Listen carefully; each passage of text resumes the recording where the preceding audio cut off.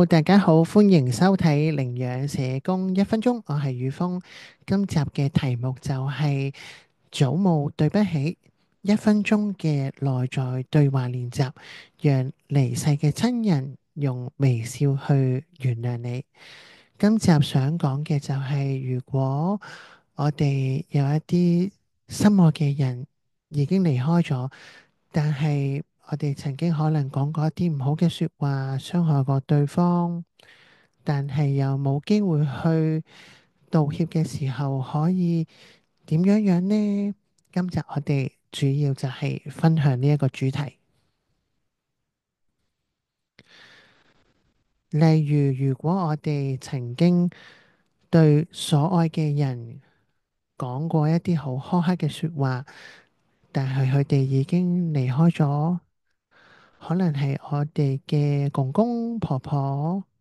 爸爸媽媽，但係我哋仍然可以重新開始嘅。邀請大家去做一個1分鐘嘅練習，你可以揾一個你覺得在你嚟講坐得舒服嘅位置地方，然後邀請你可以閉上雙眼，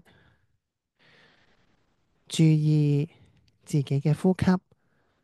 一吸一呼，一個自然嘅呼吸，順住你自己嘅節奏就可以㗎喇。吸氣，呼氣，吸氣，呼氣，注意住一呼一吸嘅起伏。吸氣，呼氣，然後邀請你想象一下，你最愛嗰位嚟到你嘅面前，我哋微笑地對住佢，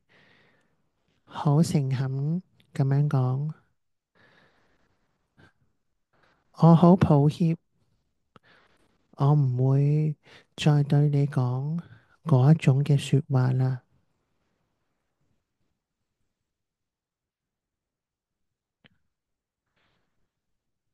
然後我哋想象心愛嗰一位對住我哋微笑，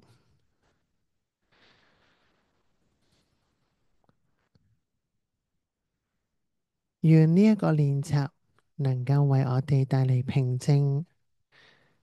釋放過去嘅一啲負擔，讓我哋回復清新，願我哋重拾生命力，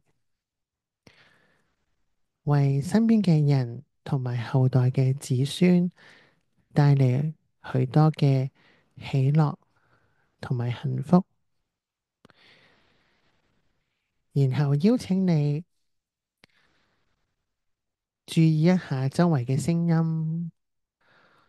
可能係風扇、冷氣或者街道上嘅聲音。